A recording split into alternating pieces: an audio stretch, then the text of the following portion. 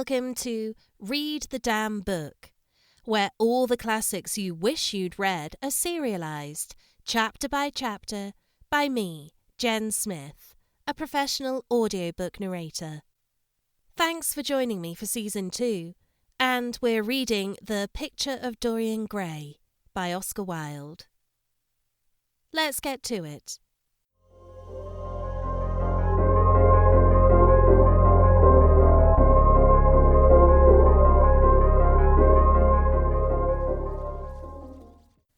Chapter 11. For years, Dorian Gray could not free himself from the influence of this book. Or perhaps it would be more accurate to say that he never sought to free himself from it. He procured from Paris no less than 9 large paper copies of the first edition, and had them bound in different colours, so that they might suit his various moods and the changing fancies of a nature over which he seemed, at times, to have almost entirely lost control. The hero, the wonderful young Parisian in whom the romantic and scientific temperaments were so strangely blended, became to him a kind of prefiguring type of himself. And indeed, the whole book seemed to him to contain the story of his own life, written before he had lived it. In one point he was more fortunate than the novel's fantastic hero. He never knew, never indeed had any cause to know, that somewhat grotesque dread of mirrors and polished metal surfaces and still water, which came upon the young Parisian so early in his life, and was occasioned by the sudden decay of a beau that had once, apparently, been so remarkable. It was with an almost cruel joy, and perhaps in nearly every joy, as certainly in every pleasure, cruelty has its place, that he used to read the latter part of the book, with its really tragic, if somewhat overemphasized, account of the sorrow and despair of one who had himself lost what in others and the world he had most dearly valued. For the wonderful beauty that had so fascinated Basil Hallward, and many others besides him, seemed never to leave him. Even those who had heard the most evil things against him, and from time to time strange rumours about his mode of life crept through London and became the chatter of the clubs, could not believe anything to dishonour when they saw him. He had always the look of one who had kept himself unspotted from the world. Men who talked grossly became silent when Dorian Gray entered the room. There was something in the purity of his face that rebuked them. His mere presence seemed to recall to them the memory of the innocence that they had tarnished. They wondered how one so charming and graceful as he was could have escaped the stain of an age that was at once sordid and sensual. Often, on returning home from one of those mysterious and prolonged absences that gave rise to such strange conjecture among those who were his friends, or thought that they were so, he himself would creep upstairs to the locked room, open the door with the key that never left him now, and stand, with a mirror, in front of the portrait that Basil Hallward had painted of him, looking now at the evil and ageing face on the canvas, and now at the fair young face that laughed back at him from the polished glass. The very sharpness of the contrast used to quicken his sense of pleasure. He grew more and more enamoured of his own beauty, more and more interested in the corruption of his own soul. He would examine with minute care, and sometimes with a monstrous and terrible delight, the hideous lines that seared the wrinkling forehead or crawled around the heavy sensual mouth, wondering sometimes which were the more horrible, the signs of sin or the signs of age. He would place his white hands beside the coarse, bloated hands of the picture and smile. He mocked the misshapen body and the failing limbs. There were moments, indeed at night, when, lying sleepless in his own delicately scented chamber, or in the sordid room of the little ill-famed tavern near the docks which, under an assumed name and in disguise, it was his habit to frequent, he would think of the ruin he had brought upon his soul, with a pity that was all the more poignant because it was purely selfish. But moments such as these were rare. That curiosity about life which Lord Henry had first stirred in him as they sat together in the garden of their friend seemed to increase with gratification. The more he knew, the more he desired to know. He had mad hungers that grew more ravenous as he fed them. Yet he was not really reckless, at any rate in his relations to society. Once or twice every month during the winter, and on each Wednesday evening while the season lasted, he would throw open to the world his beautiful house and have the most celebrated musicians of the day to charm his guests with the wonders of their art. His little dinners, in the settling of which Lord Henry always assisted him, were noted as much for the careful selection and placing of those invited as for the exquisite taste shown in the decoration of the table, with its subtle symphonic arrangements of exotic flowers and embroidered cloths and antique plate of gold and silver. Indeed, there were many, especially among the very young men, who saw, or fancied that they saw, in Dorian Gray the true realization of a type of which they had often dreamed in Eton or Oxford days, a type that was to combine something of the real culture of the scholar with all the grace and distinction and perfect manner of a citizen of the world. To them, he seemed to be of the company of those whom Dante describes as having sought to make themselves perfect by the worship of beauty. Like Gautier, he was one for whom the visible world existed. And certainly to him, life itself was the first, the greatest of the arts, and for it, all the other arts seemed to be but a preparation. Fashion, by which what is really fantastic becomes for a moment universal, and dandyism, which, in its own way, is an attempt to assert the absolute modernity of beauty, had, of course, their fascination for him. His mode of dressing, and the particular styles that from time to time he affected, had their marked influence on the young exquisites of the Mayfair balls and Pall Mall Club windows, who copied him in everything that he did, and tried to reproduce the accidental charm of his graceful, though to him only half-serious, fopperies. For while he was but too ready to accept the position that was almost immediately offered to him on his coming of age, and found, indeed, a subtle pleasure in the thought that he might really become to the London of his own day what to imperial Neronian Rome the author of the Satyricon once had been, yet in his inmost heart he desired to be something more than a mere arbiter elegantarium, to be consulted on the wearing of a jewel, or the knotting of a necktie, or the conduct of a cane. He sought to elaborate some new scheme of life that would have its reasoned philosophy and its ordered principles, and find in the spiritualizing of the senses its highest realization. The worship of the senses has often, and with much justice, been decried, men feeling a natural instinct of terror about passions and sensations that seem stronger than themselves, and that they are conscious of sharing with the less highly organized forms of existence. But it appeared to Dorian Gray that the true nature of the senses had never been understood, and that they had remained savage and animal merely because the world had sought to starve them into submission or to kill them by pain, instead of aiming at making them elements of a new spirituality, of which a fine instinct for beauty was to be the dominant characteristic. As he looked back upon man moving through history, he was haunted by a feeling of loss. So much had been surrendered, and to such little purpose.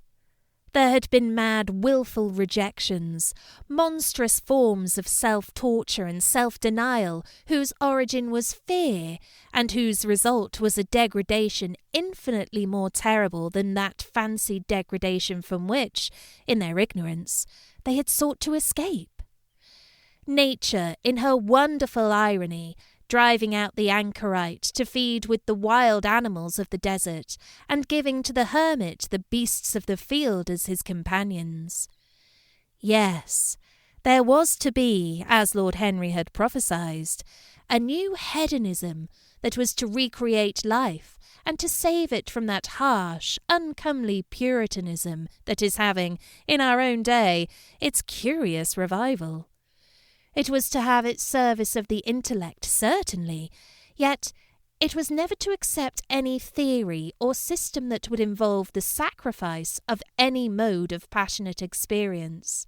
Its aim, indeed, was to be experience itself, and not the fruits of experience, sweet or bitter as they might be, of the asceticism that deadens the senses, as of the vulgar profligancy that dulls them. It was to know nothing, but it was to teach man to concentrate himself upon the moments of a life that is itself but a moment. There are few of us who have not sometimes wakened before dawn, either after one of those dreamless nights that make us almost enamoured of death, or one of those nights of horror and misshapen joy, when through the chambers of the brain sweep phantoms more terrible than reality itself, and instinct with that vivid life that lurks in all grotesques, and that lends to Gothic art its enduring vitality, this art being, one might fancy, especially the art of those whose minds have been troubled with the malady of reverie. Gradually, white fingers creep through the curtains, and they appear to tremble. In black fantastic shapes, dumb shadows crawl into the corners of the room and crouch there. Outside, there is the stirring of birds among the leaves, or the sound of men going forth to their work, or the sigh and sob of the wind coming down from the hills and wandering round the silent house, as though it feared to wake the sleepers, and yet must needs call forth sleep from her purple cave.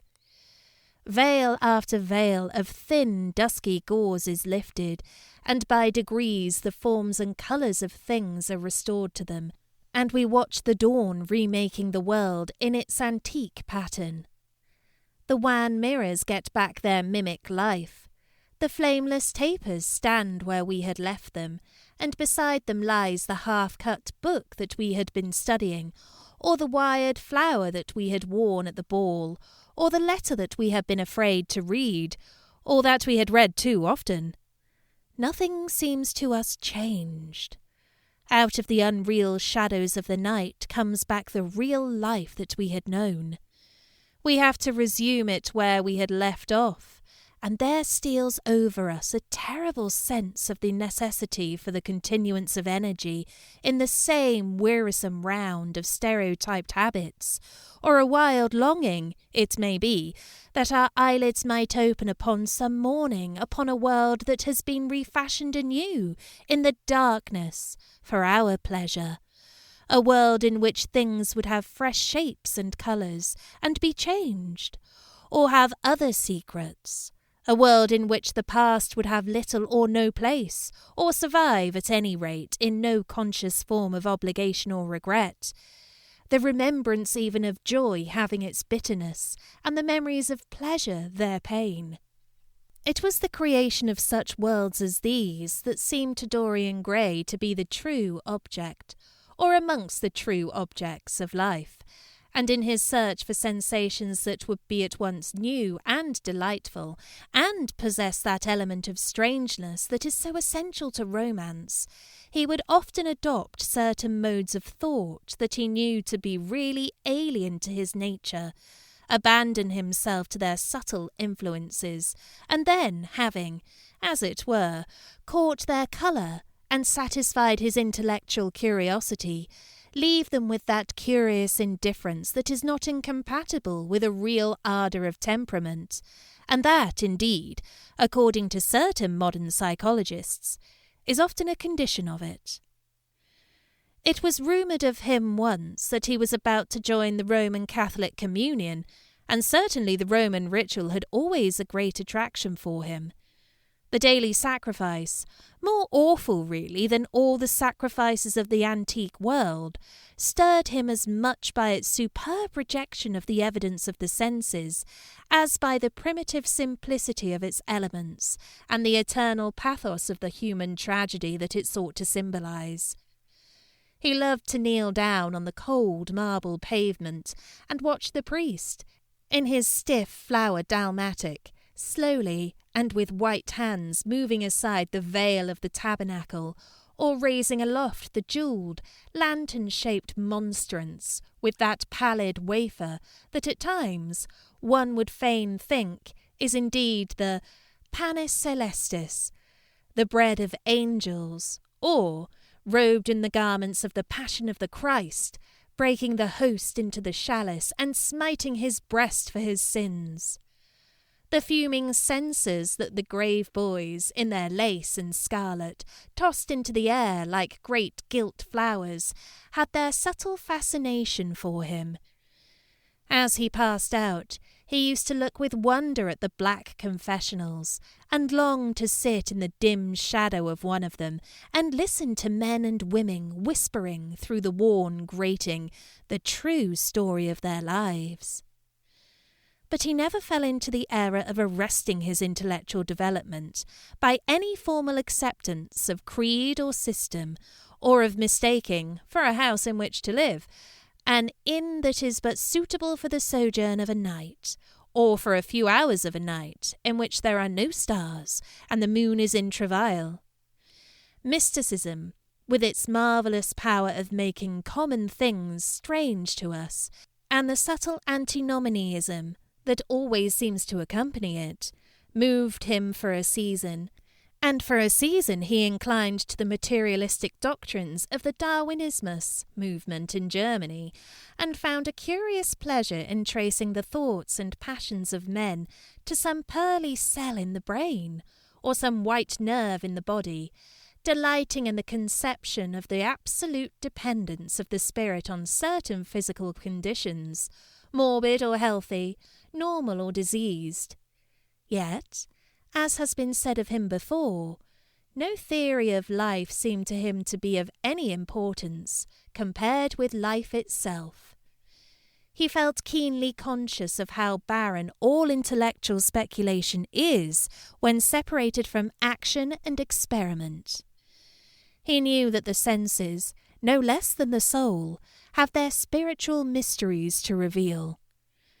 And so he would now study perfumes and the secrets of their manufacture, distilling heavily scented oils and burning odorous gums from the East. He saw that there was no mood of the mind that had not its counterpart in the sensuous life, and set himself to discover their true relations, wondering what there was in frankincense that made one mystical, and in ambergris that stirred one's passions, and in violets that woke the memory of dead romances, and in musk that troubled the brain, and in champak that stained the imagination, and seeking often to elaborate a real psychology of perfumes, and to estimate the several influences of sweet-smelling roots and scented, pollen-laden flowers, of aromatic balms and of dark and fragrant woods, of spikenard that sickens, of Havenia that makes men mad, and of aloes that are said to be able to expel melancholy from the soul. At another time he devoted himself entirely to music, and in a long latticed room, with a vermilion and gold ceiling and walls of olive-green lacquer, he used to give curious concerts in which mad gypsies tore wild music from little zithers, or grave, yellow-shawled Tunisians plucked at the strained strings of monstrous lutes, while grinning negroes beat monotonously upon copper drums, and, crouching upon scarlet mats, slim turbaned Indians blew through long pipes of reed or brass, and charmed, or feigned to charm, great hooded snakes and horrible horned adders. The harsh intervals and shrill discords of barbaric music stirred him at times when Schubert's Grace and Chopin's Beautiful Sorrows and the mighty harmonies of Beethoven himself fell unheeded on his ear. He collected together from all parts of the world the strangest instruments that could be found, either in the tombs of dead nations or among the few savage tribes that have survived contact with Western civilizations, and loved to touch and try them. He had the mysterious Juruparis of the Rio Negro Indians, that women are not allowed to look at, and that even youths may not see till they have been subjected to fasting and scourging, and the earthen jars of the Peruvians that have the shrill cries of birds, and flutes of human bones such as Alfonso de Orval heard in Chile, and the sonorous green jaspers that are found near Cuzco, and give forth a note of singular sweetness. He had painted gourds filled with pebbles that rattled when they were shaken, the long clarin of the Mexicans, into which the performer does not blow, but through which he inhales the air, the harsh chirr of the Amazon tribes, that is sounded by the sentinels who sit all day long in high trees, and can be heard, it is said, at a distance of 3 leagues. The teponatztli, that has 2 vibrating tongues of wood, and is beaten with sticks, that are smeared with an elastic gum obtained from the milky juice of plants. The yotel bells of the Aztecs, that are hung in clusters like grapes, and a huge cylindrical drum covered with the skins of great serpents, like the one that Bernal Diaz saw when he went with Cortez into the Mexican temple, and of whose doleful sound he has left us so vivid a description. The fantastic character of these instruments fascinated him, and he felt a curious delight in the thought that art, like nature, has her monsters, things of bestial shape, and with hideous voices. Yet, after some time, he wearied of them, and would sit in his box at the opera, either alone or with Lord Henry, listening in rapt pleasure to Tannhauser, and seeing in the prelude to that great work of art a presentation of the tragedy of his own soul. On one occasion he took up the study of jewels, and appeared at a costume ball as Anne de Joyeuse, Admiral of France, in a dress covered with 560 pearls. This taste enthralled him for years, and indeed may be said never to have left him. He would often spend a whole day settling and resettling in their cases the various stones that he had collected, such as the olive-green chrysoberyl that turns red by lamplight, the cymophane with its wire-like line of silver, the pistachio-coloured peridot, rose-pink and wine-yellow topazes, carbuncles of fiery scarlet with tremulous 4-rayed stars, flame-red cinnamon stones, orange and violet spinels, and amethysts with their alternate layers of ruby and sapphire. He loved the red gold of the sunstone, and the moonstone's pearly whiteness, and the broken rainbow of the milky opal. He procured from Amsterdam 3 emeralds of extraordinary size and richness of colour, and had a turquoise de la Vieille Roche that was the envy of all the connoisseurs. He discovered wonderful stories, also, about jewels. In Alfonso's Clericalis Disciplina, a serpent was mentioned with eyes of real jacinth, and in the romantic history of Alexander, the conqueror of Amathia, was said to have found in the Vale of Jordan snakes with collars of reeled emeralds growing on their backs.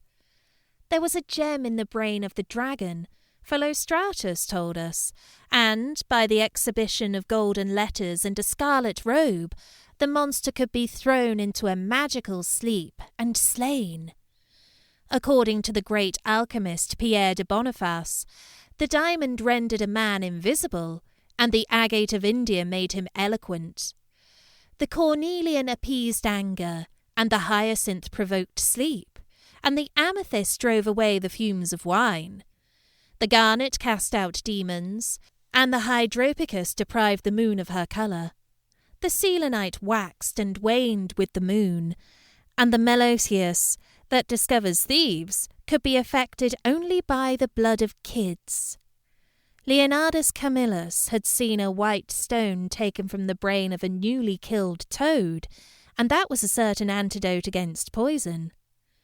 The bezoar that was found in the heart of the Arabian deer was a charm that could cure the plague. In the nests of Arabian birds was the aspilates, that, according to Democritus, kept the wearer from any danger by fire. The king of Ceylon rode through his city with a large ruby in his hand as the ceremony of his coronation. The gates of the palace of John the priest were made of sardius, with the horn of the horned snake interwrought, so that no man might bring poison within. Over the gable were 2 golden apples, in which were 2 carbuncles, so that the gold might shine by day and the carbuncles by night. In lodges strained romance, a Marguerite of America. It was stated that in the chamber of the Queen one could behold all the chaste ladies of the world, enchased out of silver, looking through the fair mirrors of chrysolites, carbuncles, sapphires, and green emeralds. Marco Polo had seen the inhabitants of Zipangu place rose-coloured pearls in the mouths of the dead. A sea monster had been enamoured of the pearl that the diver brought to King Perozes, and had slain the thief, and mourned for 7 moons over its loss. When the Huns lured the king into the great pit, he flung it away. Procopius tells the story, nor was it ever found again, though the Emperor Anastasius offered 500 weight of gold pieces for it. The King of Malabar had shown to a certain Venetian a rosary of 304 pearls, one for every god that he worshipped. When the Duke de Valentinois, son of Alexander VI, visited Louis XII of France, his horse was loaded with gold leaves, according to Brantome, and his cap had double rows of rubies that threw out a great light. Charles of England had ridden in stirrups hung with 421 diamonds. Richard II had a coat valued at 30,000 marks, which was covered with balass rubies. Hall described Henry VIII, on his way to the Tower, previous to his coronation, as wearing a jacket of raised gold, the placard embroidered with diamonds and other rich stones, and a great border-like about his neck of large balasses. The favourites of James I wore earrings of emeralds set in gold filigree. Edward II gave to Piers Gaveston a suit of red gold armour studded with jacinths, a collar of gold roses set within turquoise stones, and a skull-cap parsemé with pearls. Henry II wore jewelled gloves reaching to the elbow, and had a hawk glove sewn with 12 rubies and 52 great orients. The ducal hat of Charles the Rash, the last Duke of Burgundy of his race, was hung with pear-shaped pearls and studded with sapphires. How exquisite life had once been! How gorgeous in its pomp and decoration! Even to read of the luxury of the dead was wonderful. Then he turned his attention to embroideries, and to the tapestries that performed the office of frescoes in the chill rooms of the northern nations of Europe. As he investigated the subject, and he always had an extraordinary faculty of becoming absolutely absorbed for the moment in whatever he took up, he was almost saddened by the reflection of the ruin that time brought on beautiful and wonderful things. He, at any rate, had escaped that. Summer followed summer, and the yellow jonquils bloomed and died many times, and nights of horror repeated the story of their shame, but he was unchanged. No winter marred his face or stained his flower-like bloom. How different it was with the material things! Where had they passed to? Where was the great crocus-coloured robe on which the gods fought against the giants that had been worked by brown girls for the pleasure of Athena? Where the huge velarium that Nero had stretched across the Colosseum at Rome, that Titan's sail of purple on which was represented the starry sky, and Apollo driving a chariot drawn by white, gilt-reined steeds? He longed to see the curious table napkins wrought for the priest of the sun, on which were displayed all the dainties and viands that could be wanted for a feast. The mortuary cloth of King Chilperic, with its 300 golden bees, the fantastic robes that excited the indignation of the Bishop of Pontus, and were figured with lions, panthers, bears, dogs, forests, rocks, hunters, all, in fact, that a painter can copy from nature. Or the coat that Charles of Orleans once wore, on the sleeves of which were embroidered the verses of a song beginning, Madame, je suis tout joyeux, the musical accompaniment of the words being wrought in gold thread, and each note, of square shape in those days, formed with 4 pearls. He read of a room that was prepared at the palace of Rheims for the use of Queen Joan of Burgundy, and was decorated with 1,321 parrots, made embroidery, and blazoned with the king's arms, and 561 butterflies, whose wings were similarly ornamented with the arms of the queen, the whole worked in gold. Catherine de' Medici had a mourning bed made for her of black velvet, powdered with crescents and suns. Its curtains were of damask, with leafy wreaths and garlands, figured upon a gold and silver ground, and fringed along the edges with broideries of pearls, and it stood in a room hung with rows of the Queen's devices in cut black velvet upon cloth of silver. Louis XIV had gold-embroidered caryatids 15 feet high in his apartment. The state bed of Sobieski, King of Poland, was made of Smyrna gold brocade embroidered in turquoises with verses from the Koran. Its supports were of silver gilt, beautifully chased, and profusely set with enamelled and jewelled medallions. It had been taken from the Turkish camp before Vienna, and the standard of Mohammed had stood beneath the tremulous gilt of its canopy.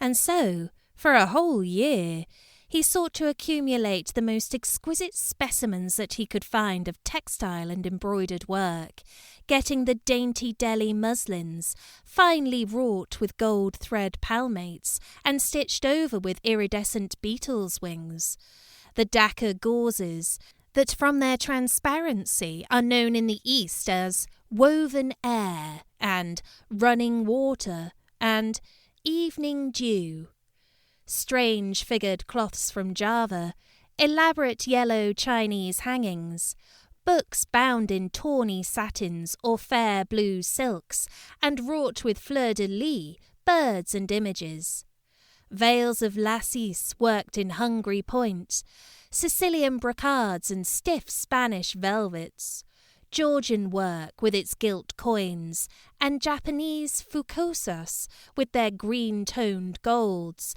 and their marvellously plumaged birds. He had a special passion, also, for ecclesiastical vestments, as indeed he had for everything connected with the service of the church.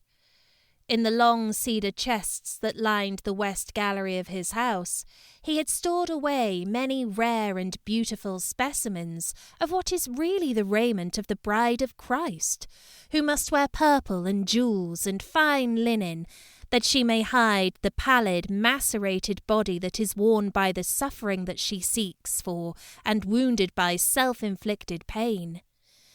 He possessed a gorgeous cope of crimson silk and gold thread damask, figured with a repeating pattern of golden pomegranates set in 6-petalled formal blossoms, beyond which on either side was the pineapple device wrought in seed pearls. The orphreys were divided into panels representing scenes from the life of the Virgin, and the coronation of the Virgin was figured in coloured silks upon the hood. This was Italian work of the 15th century. Another cope was of green velvet, embroidered with heart-shaped groups of acanthus leaves, from which spread long-stemmed white blossoms, the details of which were picked out with silver thread and coloured crystals. The morse bore a seraph's head in gold thread raised work. The orphreys were woven in a diaper of red and gold silk, and were starred with medallions of many saints and martyrs, among whom was Saint Sebastian. He had chasubles, also, of amber-coloured silk, and blue silk, and gold brocade, and yellow silk damask, and cloth of gold, figured with representations of the Passion and Crucifixion of Christ, and embroidered with lions and peacocks and other emblems, dalmatics of white satin and pink silk damask, decorated with tulips and dolphins and fleur-de-lis, altar frontals of crimson velvet and blue linen, and many corporals, chalice veils, and sudaria. In the mystic offices to which such things were put, there was something that quickened his imagination.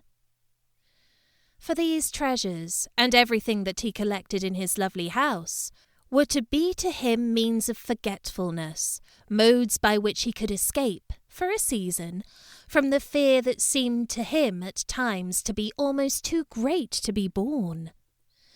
Upon the walls of the lonely locked room where he had spent so much of his boyhood, he had hung with his own hands the terrible portrait whose changing features showed him the real degradation of his life, and in front of it had draped the purple and gold pall as a curtain. For weeks he would not go there, would forget the hideous painted thing, and get back his light heart, his wonderful joyousness, his passionate absorption in mere existence. Then suddenly, some night he would creep out of the house, go down to dreadful places near Bluegate Fields, and stay there, day after day, until he was driven away. On his return he would sit in front of the picture, sometimes loathing it and himself, but filled at other times with that pride of individualism that is half the fascination of sin, and smiling with secret pleasure at the misshapen shadow that had to bear the burden that should have been his own. After a few years he could not endure to be long out of England, and gave up the villa that he had shared at Trouville with Lord Henry, as well as the little white walled-in house at Algiers, where they had more than once spent the winter.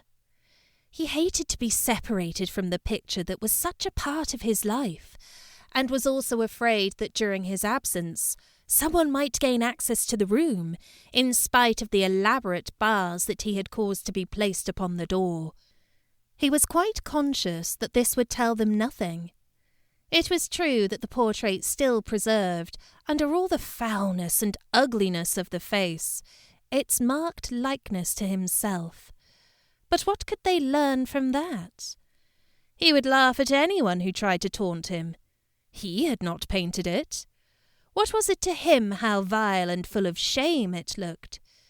Even if he told them, would they believe it? Yet he was afraid. Sometimes, when he was down at his great house in Nottinghamshire, entertaining the fashionable young men of his own rank, who were his chief companions, and astounding the county by the wanton luxury and gorgeous splendour of his mode of life, he would suddenly leave his guests and rush back to town to see that the door had not been tampered with, and that the picture was still there. What if it should be stolen? The mere thought made him cold with horror. Surely the world would know his secret then. Perhaps the world already suspected it. For, while he fascinated many, there were not a few who distrusted him. He was very nearly blackballed at a West End club of which his birth and social position fully entitled him to become a member, and it was said that on one occasion, when he was brought by a friend into the smoking-room of the Churchill, the Duke of Berwick and another gentleman got up in a marked manner and went out. curious stories became current about him after he had passed his 25th year. It was rumoured that he had been seen brawling with foreign sailors in a low den in the distant parts of Whitechapel, and that he consorted with thieves and coiners, and knew the mysteries of their trade. His extraordinary absences became notorious, and when he used to reappear again in society, men would whisper to each other in corners, or pass him with a sneer, or look at him with cold, searching eyes, as though they were determined to discover his secret. Of such insolences and attempted slights he, of course, took no notice, and in the opinion of most people, his frank debonair manner, his charming boyish smile, and the infinite grace of that wonderful youth that seemed never to leave him, were in themselves a sufficient answer to the calumnies, for so they termed him, that were circulated about him. It was remarked, however, that some of those who had been most intimate with him appeared, after a time, to shun him. Women who had wildly adored him, and for his sake had braved all social censure and set convention at defiance, were seen to grow pallid with shame or horror if Dorian Gray entered the room. Yet these whispered scandals only increased in the eyes of many his strange and dangerous charm. His great wealth was a certain element of security. Society, civilized society at least, is never very ready to believe anything to the detriment of those who are both rich and fascinating. It feels instinctively that manners are of more importance than morals, and, in its opinion, the highest respectability is of much less value than the possession of a good chef. And, after all, it is a very poor consolation to be told that the man who has given one a bad dinner, or poor wine, is irreproachable in his private life. Even the cardinal virtues cannot atone for half-cold entrees, as Lord Henry remarked once in a discussion on the subject, and there is possibly a good deal to be said for his view.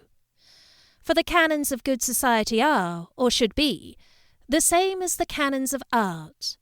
Form is absolutely essential to it.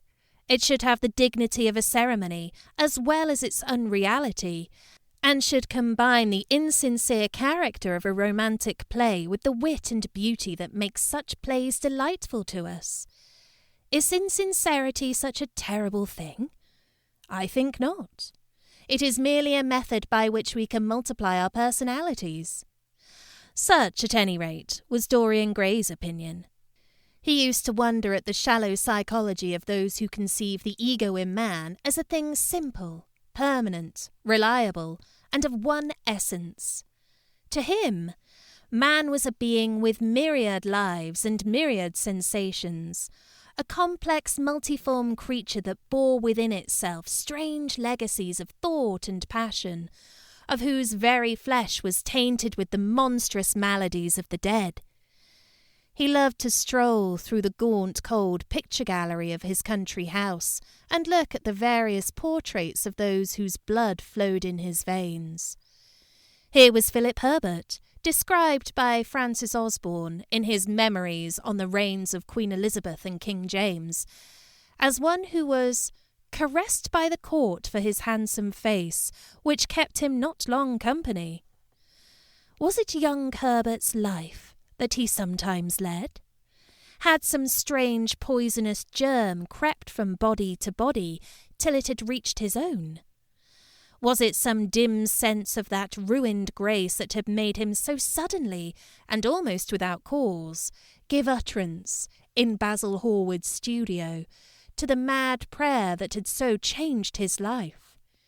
Here, in gold-embroidered red doublet, jewelled surcoat, and gilt-edged ruff and wristbands, stood Sir Anthony Sherard, with his silver and black armour piled at his feet. What had this man's legacy been? Had the lover of Giovanna of Naples bequeathed him some inheritance of sin and shame? Were his own actions merely the dreams that the dead man had not dared to realise?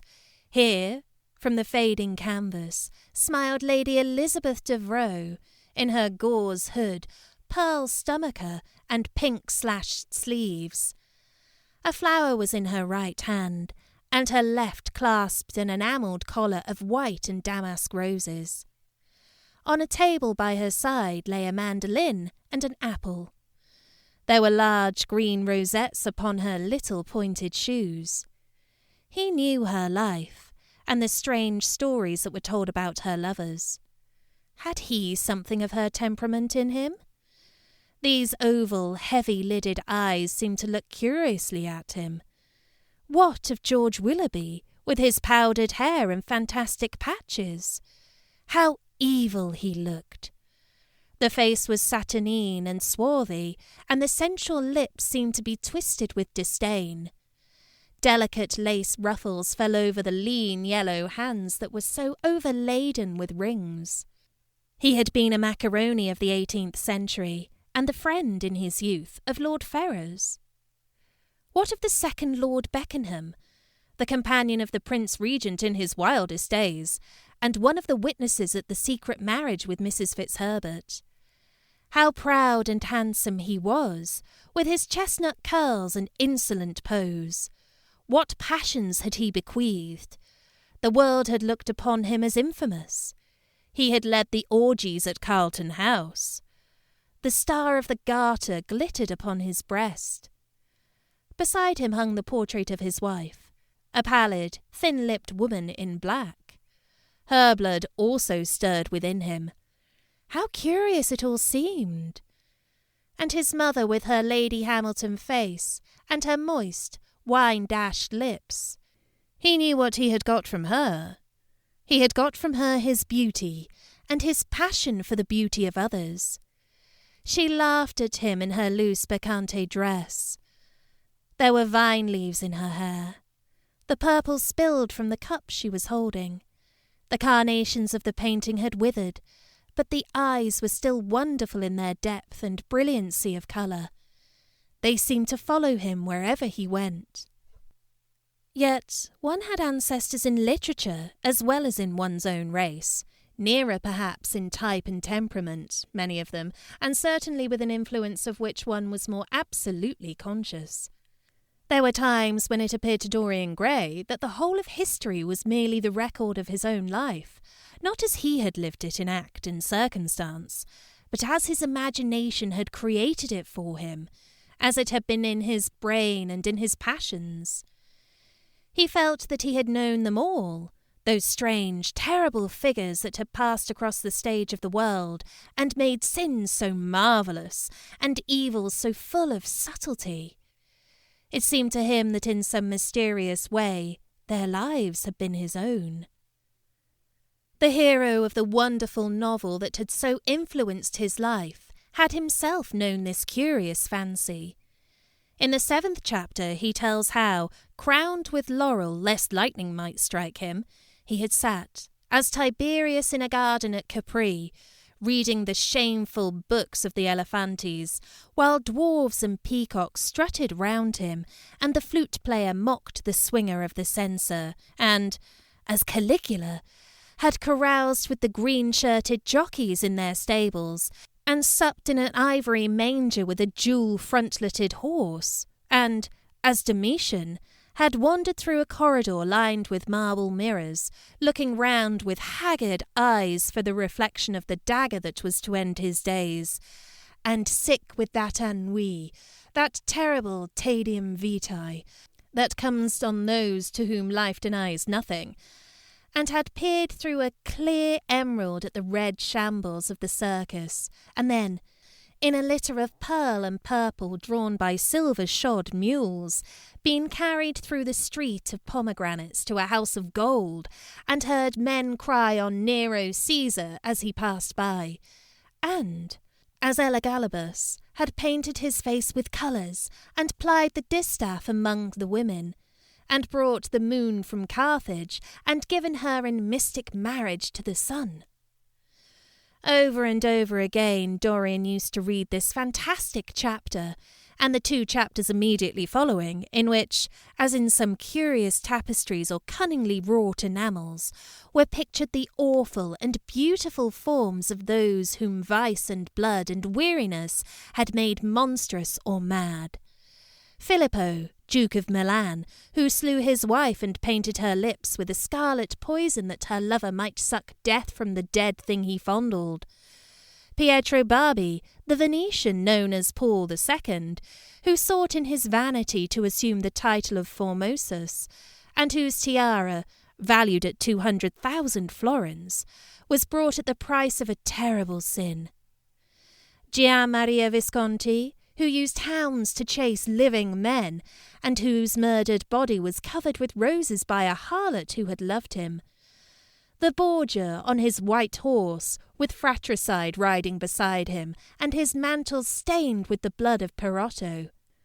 Pietro Riario, the young Cardinal Archbishop of Florence, child and minion of Sixtus IV, whose beauty was equalled only by his debauchery, and who received Leonora of Aragon in a pavilion of white and crimson silk, filled with nymphs and centaurs, and gilded a boy that he might serve at the feast as Ganymede or Hylas. Ezelin, whose melancholy could be cured only by the spectacle of death, and who had a passion for red blood, as other men have for red wine. The son of the fiend, as was reported, and one who had cheated his father at dice when gambling with him for his own soul. Giambattista Cibo, who in mockery took the name of Innocent, and into whose torpid veins the blood of 3 lads was infused by a Jewish doctor. Sigismondo Malatesta, the lover of Isotta and the lord of Rimini, whose effigy was burned at Rome as the enemy of God and man, who strangled Polissena with a napkin and gave poison to Ginevra d'Este in a cup of emerald, and in honour of a shameful passion built a pagan church for Christian worship. Charles VI, who had so wildly adored his brother's wife that a leper had warned him of the insanity that was coming on him, and who, when his brain had sickened and grown strange, could only be soothed by Saracen cards painted with the images of love and death and madness, and, in his trimmed jerkin and jewelled cap, and acanthus-like curls, Giovinetto Baglioni, who slew Astore with his bride, and Simonetto with his page, and whose comeliness was such that, as he lay dying in the yellow piazza of Perugia, those who had hated him could not choose but weep, and Atalanta, who had cursed him, blessed him. There was a horrible fascination in them all. He saw them at night, and they troubled his imagination in the day. The Renaissance knew of strange manners of poisoning by a helmet and a lighted torch, by an embroidered glove and a jewelled fan, by a gilded pomander and by an amber chain. Dorian Gray had been poisoned by a book. There were moments when he looked on evil simply as a mode through which he could realize his conception of the beautiful.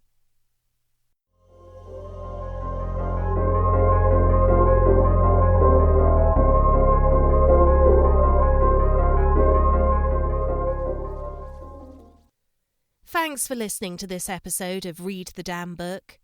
Find me on socials at podcast_RDB. And don't forget to subscribe wherever you get your podcasts from.